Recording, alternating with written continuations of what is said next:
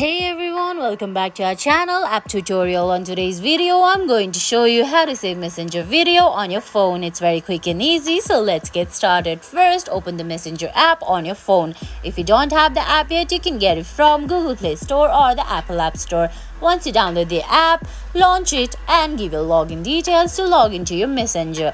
Now on your screen you can see options like new message, menu, search bar and your old conversations. All you have to do is open the conversation where you have the video that you want to save.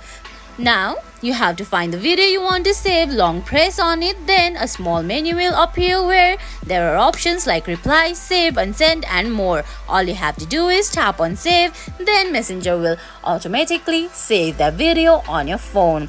That's it for this video. That is how you save Messenger video on your phone. I hope you found this video helpful. If you did, please give it a thumbs up, leave a comment, subscribe to our channel and hit that bell icon. See you in the next video. Thanks for watching.